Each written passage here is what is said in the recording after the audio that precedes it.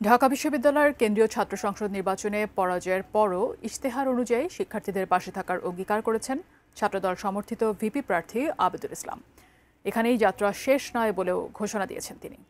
বিস্তারিত থাকছে আহসান হাবিবের প্রতিবেদনে।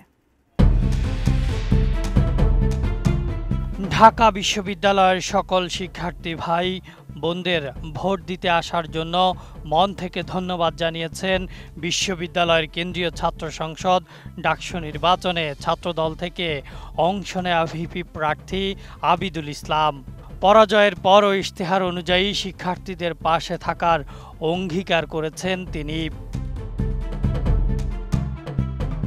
বুধবার নিজের ভেরিফাইড ফেসবুক পোস্টে তিনি এসব কথা শিক্ষার্থীদের উদ্দেশ্যে লিখেন।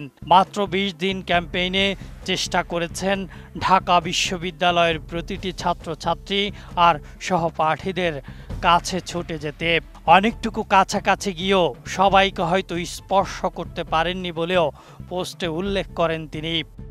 বসুন্ধরা টিস্যু, অশুদ্ধতার বিরুদ্ধে এক বিন্দুও ছাড় নয়। ফেসবুক পোস্টে আবিদুল ইসলাম লিখেন, ক্ষুদ্র জীবনে আমি এত দূর আসব কোনোদিন ভাবিনি। নির্বাচনের আগের রাতে খালেদ মহিউদ্দিন ভাই আমাকে জিজ্ঞেস করেছিলেন ৫ বছর পর নিজেকে কোথায় দেখতে চাই। আমি কোনো সদুত্তর দিতে পারিনি। আমি আসলে কোনোদিনই জানতাম না নিজেকে কোথায় দেখতে হবে, কোথায় দেখা উচিত। তিনি বলেন, একের পর এক আন্দোলন সংগ্রাম এসেছে, নিজেকে রাজপথে সঁপে দিয়েছি।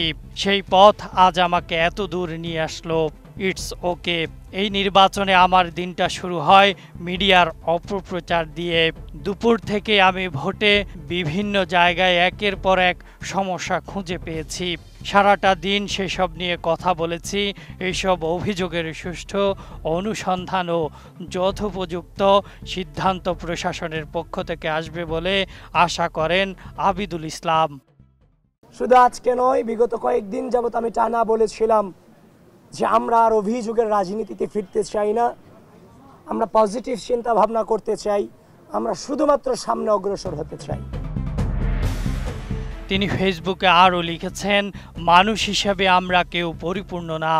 আমি জানি আমি আপনাদের জন্য যথেষ্ট কাজ করতে পারিনি। সত্যি বলতে জীবন আমাকে সেই সুযোগটুকুও দেয়নি। ঢাকা বিশ্ববিদ্যালয়ের সকল শিক্ষার্থী ভাই বোনদের ভোট দিতে আসার জন্য আমি মন থেকে ধন্যবাদ জানাই। মাত্র ২০ দিনের ক্যাম্পেইনে আমি চেষ্টা করেছি ঢাকা বিশ্ববিদ্যালয়ের প্রতিটি ছাত্রের কাছে ছুটে যেতে। অনেকটুকু কাছাকাছি গিয়েছি, কিন্তু সবাইকে হয়তো স্পর্শ করতে পারিনি। তবে আমি আপনাদের আশ্বস্ত করতে চাই, আমার যাত্রা এখানেই শেষ নয়, আমার যাত্রা আরও অনেক দীর্ঘ। অল্প সময়ের মধ্যে এই যে মিস ইনফরমেশন ছড়িয়ে আমাদেরকে সাধারণ শিক্ষার্থীদের সামনে কলঙ্কিত করার চেষ্টা এবং অপচেষ্টা চালানো হয়েছে, সেটা বিশ্ববিদ্যালয়ের রিটার্নিং কর্মকর্তা কর্তৃক, একজন নির্বাচন কমিশন কর্তৃক। সুতরাং এটা কোনোভাবেই মেনে নেওয়া যায় না। শিক্ষার্থীদের পাশে থাকার অঙ্গীকার জানিয়ে ছাত্রদলের এই নেতা বলেন, আমি এখনও ঢাকা বিশ্ববিদ্যালয়ের বাংলাদেশ জাতীয়তাবাদী ছাত্রদলের একজন ছাত্রনেতা।